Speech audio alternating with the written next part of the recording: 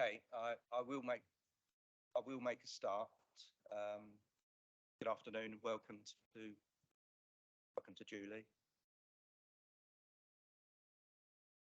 Welcome to the Licence Committee, 20th November 23.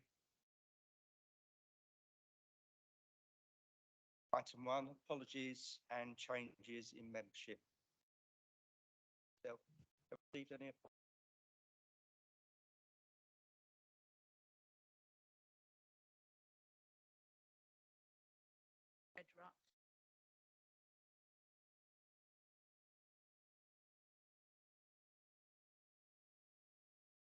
changes in membership? I welcome Councillor Chris Quirk to the Licence Committee, who takes the place of former Councillor Gary Peace. And can I just say thank you also for accepting me at full council licensing chair. Item 2, minutes of the last meeting. Have a proposer, true record. One little.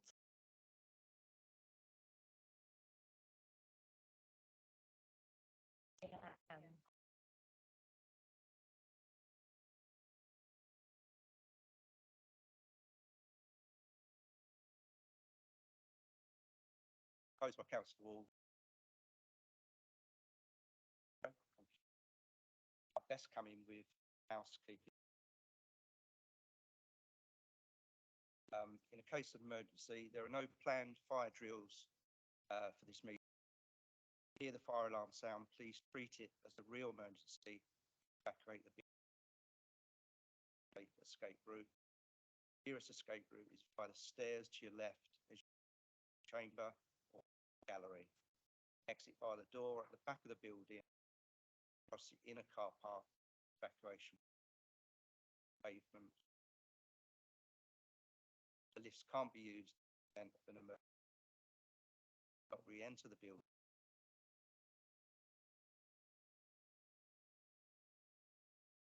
Just sign those.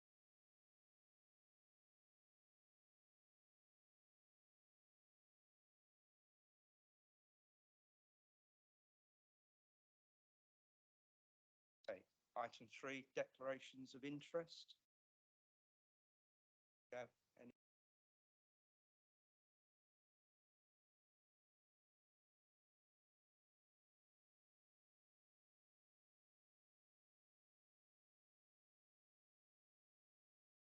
And public question. No public question. Item 5, urgent business. Urgent business. Items. Director, strategic director. Thank you, Chair. Good afternoon, everyone. As many of you all know, that the Statement of Licence and Policy is required to be updated every 3 years. That is written into the Licensing Act 2003 and is a statutory requirement that we need to do. Our current Statement of Licensing Policy expires in January 2024, and therefore we are in the process of updating that and taking into account comments raised during a consultation. We undertook a consultation, public consultation, for 6 weeks, which commenced, just checking my time dates, which commenced on the 5th of September 2023 and ended on the 17th of October 2023. That was a public consultation. Everyone had the opportunity to make representations. As you'll see in the report, there were a number of representations made, and the policy has been updated accordingly. One part that probably needs me just to slightly explain was the comments raised by Norfolk Parish Council. We amended the paragraph where it basically referred to review hearings being created by a committee of members. That in fact should read committee, it should be a licensing subcommittee, and therefore there is suitable explanation in the policy to explain what a licensing subcommittee is. So that bit has not been needed.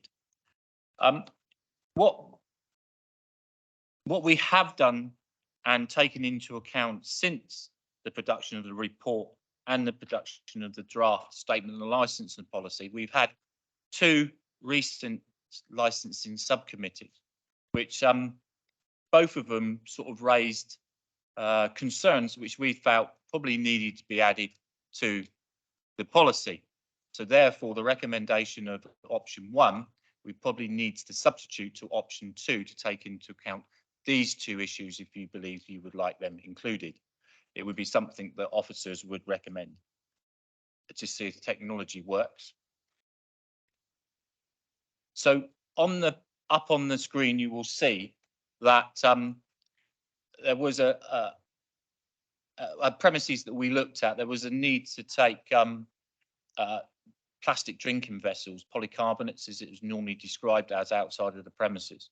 We felt, and it was suggested by Councillor Bacon, that we should look at our greener agenda and look at using the policy to promote that and add biodegradable or recyclable vessels, drinking vessels. There is guidance from DEFRA, which requires the banning of certain drinking vessels, mainly the polystyrene ones. So we believe that condition or that sort of informative within the policy would be suitably added.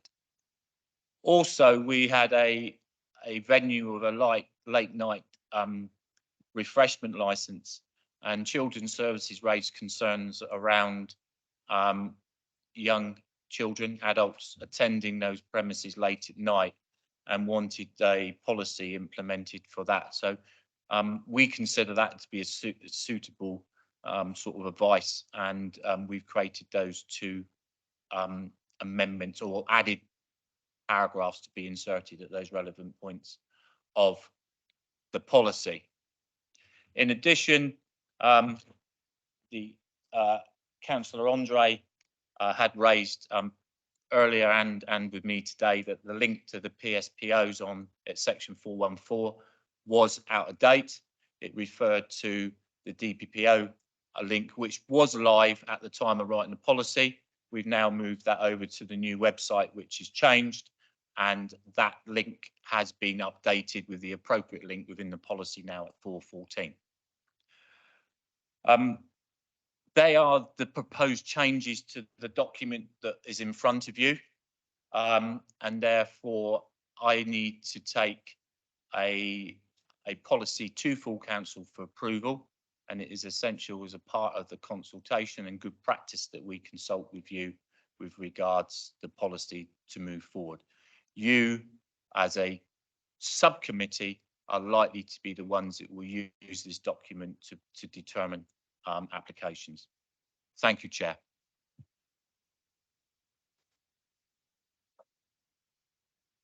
Sorry, Councillor Jones-Evans, thank you.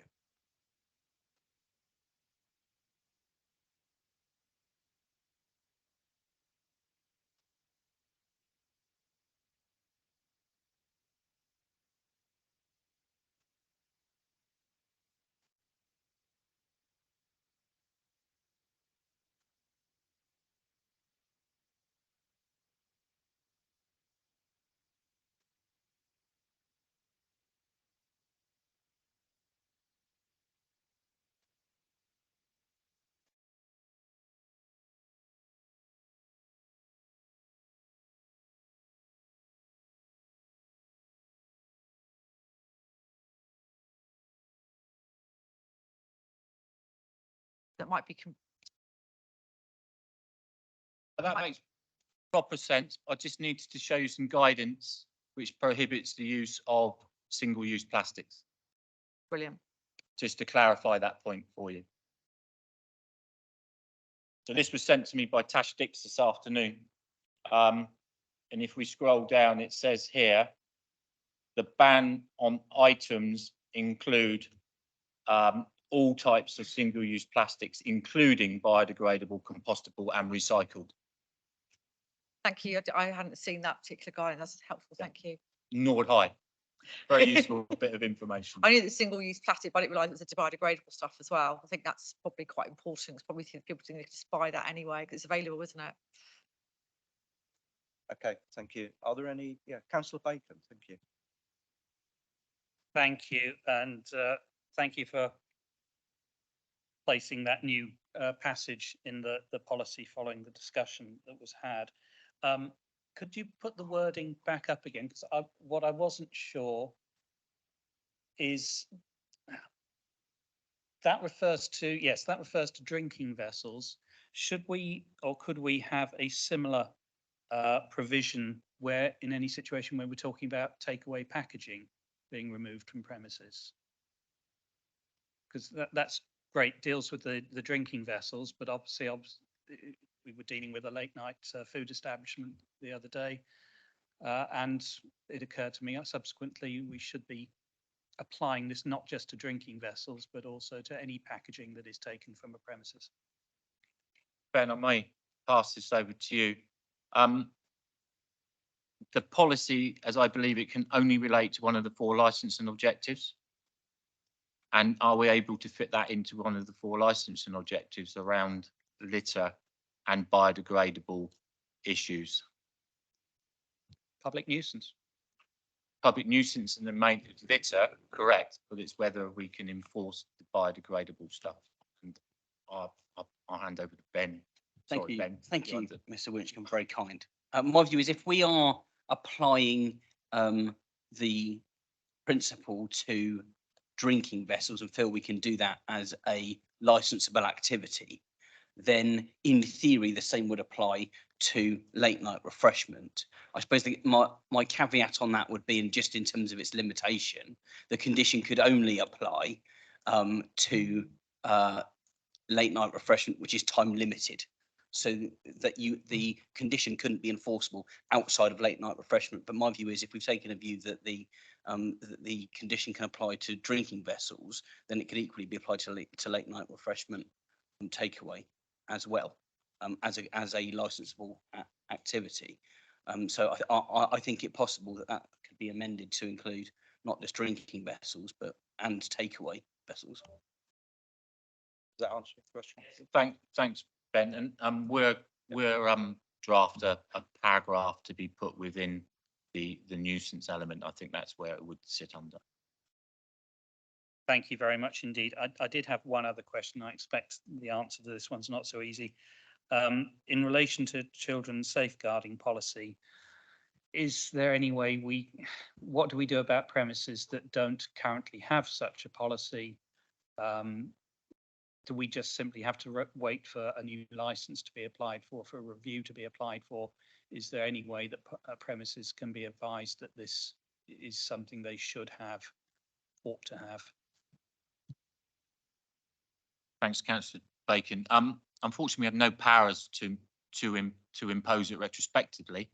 However, I am sure that we can discuss it when we carry out licensing inspections and work that in as a part of a good practice for them in relation to their safeguarding policies that they may have in relation to their premises.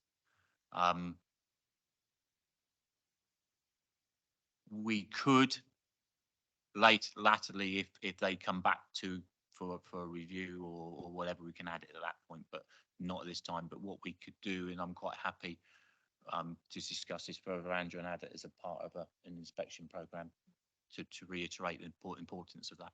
And it may be then that I extend a paragraph there into that to say that something around premises that are already in existence, it would be good practice recommended to have such a policy in place. Thank you very much. Andrew is busy writing down these amendments. Councillor Jones-Evans, thank you. Just a general question, really. I suppose where the law changes and guidance changes, we may not necessarily have upgraded our policy to reflect that in writing, but we still have to comply with that, don't we? Those changes in the law within what the work we do at the council. So I'm just, another thing that's just was announced in in the King's speech just 2 weeks ago was Martin's Law. Now that is going to affect our policies and it will affect premises. So I'm just wondering, will that be not necessarily for this review now, but it's going to be coming on over our desk very soon. So whether we have to have that as an agenda item at a future meeting, Chair, I'm not too sure. But I just want to be clear about how we keep up with the law, I guess, as our own policies, because once something's legal, we have to comply, I guess, wouldn't we? Thank you. We'll pass you over to Kevin. Yeah. Thanks, Councillor Jones Evans. I've attended many meetings so far with Martins or the Protect Duty or whatever it's been referred to as. At the moment, there is only a white paper. The plan will be that those requirements are likely to be legislative requirements around the two-tier system, the 100 and 800 premises. So therefore, it's unlikely that we would put legal requirements into the policy. The policy is more designed around those bits that are outside of the legislative requirements. What we're unable to do, and this is quite clear in licensing legislation and practice, is that we cannot condition something which is a legal requirement. Otherwise, we've got double jeopardy, 2 stabs at the case. So yes, definitely, if there is anything that's left wanting, we can bring it back to committee or update it. But my understanding is that the Martins Law legislation, when it comes into place, will be quite prescriptive in its situation. And one thing we are not sure of at the moment is who the regulator of that legislation will be. The government haven't announced who the regulator will be. Thank you. So if I may, Chair, it's probably, oh, sorry, want to come in, Ben, but I guess I was just going to, just probably more of a training exercise rather than that. But I guess I was thinking about going back to the plastic cups, the reusable cups. That's a law now, isn't it? I'm guessing about the plastic cups. They've been outlawed as such, have they? They're single use. So I guess I was just sort of, my train of thought was, oh, well, do we have like the double jeopardy thing? We can't say things twice, can we? But apologies, sorry, Mr. Gard. Thank you, Chairman. It was only to supplement the point, just to give some reassurance to you, which is Section 5 of the Licensing Act, which is the provision that requires a council to adopt a statement of licensing policy. Also says in it that we have to provide state on that policy the years that it applies for, and says that we must review it at least every 5 years, and that's where the 5 years now comes from, because that's a change from previously being 3 years to this new 5-year period. But it does also make provision to say, and they shall keep it under review and can review that policy as required or as necessary. And so it enables the authority, if there were legislative changes, to bring a policy, a statement of licensing policy back at an earlier stage and adopt that for a new 5-year period, if there were substantive changes that required an amendment to the statement of licensing policy. Thank you, Mr. Gard. Councillor Mosdell. Thank you. Clearly, I'm easily confused today. When you go to page 17 of 25, go to the next page, number 9, operating schedules. It then goes to 10.1, 10.2, then it drops to 11.3, and then it goes down to, if you go back to the prevention and public nuisance, that then goes to 10.8. Yeah, the numbering has really gone rather skewy, so I think we really need to sort that out. And then if you go up to, I had it as 10.15. Hold on a second. When you go to external areas in your second 10.15, it says 10.16 licensing should be aware of the possibilities of breakage of drinking glasses and glass bottles in outside areas. I know this will be the outside areas within the licensed premises, but it then has plastic in apostrophes, drinking vessels. Do you think we should give clarity to that as well? Well, would you like the real numbering or? Wait, it says page 30 on the pack, but it's page 20 of 25. The numbering goes all skewy, but the bit that says plastic drinking vessels is 10.16. I think all of the numbering after section 4 On skewy. has gone forwards and backwards. Yeah. So under external areas, there is a current numbering 10.16. And it says, 'cause it just feels to me that the policy isn't being consistent.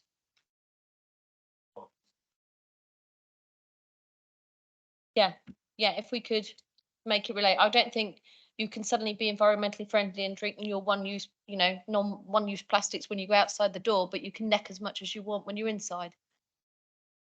Does that make sense?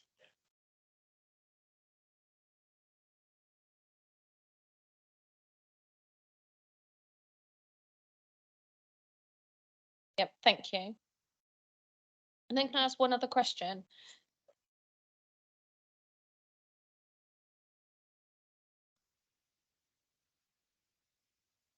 Yes, 11:17, but in our pack it's 10:15. Because it's gone a bit funny. Yeah, 10:16. Having gone through the policy, there was something really interesting that Councillor Bacon said at licensing the other day, and it was regarding the Hogs Head licensing. It was the biggest mismatch and confusion of anything, wasn't it? We all sat there thinking the timings was just. I don't know if there's anything in this policy that can prevent licensing happening like that again, because we couldn't follow it. I don't see how the police could follow it, or it was so long and intricate, it became really unenforceable, wasn't it? Yeah, Just know if anything. I think just in case anyone's listening in, we shouldn't give the impression there's anything wrong with the license. It's just very difficult to interpret because there's a different provision for almost each day in sometimes half days and special days. We did say, and again, this is no reflection on the Hogshead, that it needs a review just to make it understandable. Because I suspect they possibly have trouble working out what they're allowed to do at times, because it takes half an hour to read through the provisions.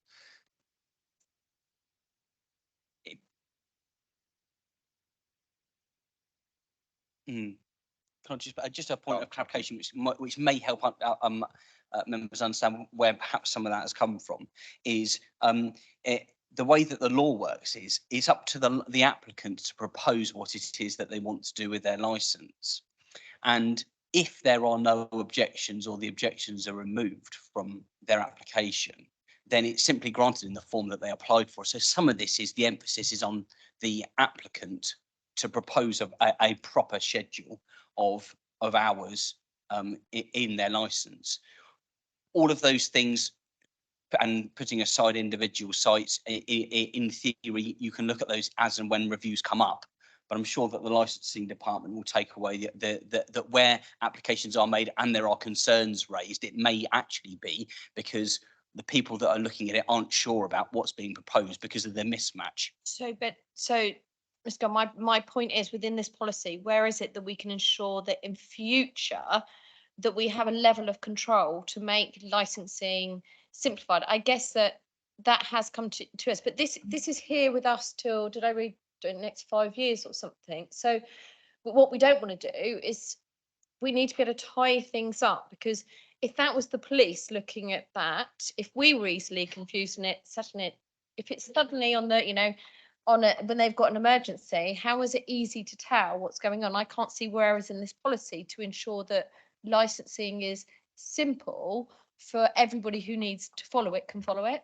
I can't see where that is in here. I think one of the difficulties with the way that the policy can't overlap with what is provided in the law. So it can't make more provision than the law already allows. And the way that the law is written, certainly, and you'll hear when we go into the training about some of the differences between planning and licensing, it is open to an applicant to propose what it is that they want. And if what they want to propose is a bit all over the place, if they're lucky enough to get through the application phase without any objections, that leaves the licensing authority to simply grant that license in the form that they've applied for. And so some of this is, I think, is about educating applicants and licensing and licensees about the way that applications perhaps should look like. But what the policy can't do is, say, for example, take an application of that nature and say, we don't want to approve it because it lacks the clarity, because you have a standard set of forms that are applied that dictate which sections or which regulated activities are going to be applied for. The applicant will come in, fill those in, out it goes for consultation. And if nobody makes any comments, it's simply granted in that form. And that does leave us in a situation on occasions where things are a mess. And as we discussed at the subcommittee, that's then the only way that you'll get to address that is if a review does come forward. And at that point, you can tidy it up. But until then, it's up to the applicant to propose what it is that they want, unfortunately. Thank you very much. That's very helpful. Is there any other members' questions at all? Okay. Mr. Winchcombe, is there anything further you wanted to say? No, should we just clarify the changes we're going to make to the policy? So therefore it's recorded as a part of the minutes. I don't know if Andrew and Sarah would be good to compare notes to make sure we've covered everything. Is that okay, Chairman? That'd be very helpful. Thank you.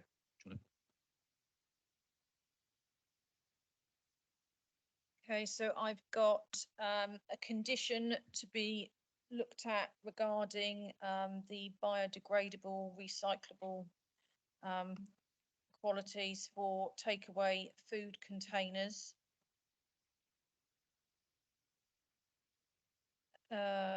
Child protection policy, can this be applied for premises that already have a license? Well, that was more just a question. We're not actually, Martin's Law, that was a question. I don't think we're going to make any references to that in the policy at the moment. The numbering and the removal of any references to plastic at 10.16 or 11.17 in your case. If we just change that to any other part of the policy. Yeah. I do a search on plastic. Yeah. Yep. And that's it. The rest were just questions. Along with the Okay, thank you. Are members happy with those amendments into the paper? Okay, so this is for decision this afternoon. So are members happy that we propose and take forward this paper to full council? Chair, I think we have two options. in my opening, I changed option 1 to option 2 to allow for the changes to be agreed. Hence why we needed just to confirm those with Sarah and Andrea at that point. So I think the recommendation is to, or my option now would be to option 2 with the recommended changes made by the committee this afternoon. Thank you, Chair. Now the proposer, Councillor Andre, and a seconder, Councillor Quirk. Thank you. All in favour? That's unanimous. Thank you very much. Thank you, everyone. It's very useful exercise this afternoon. Thank you very much.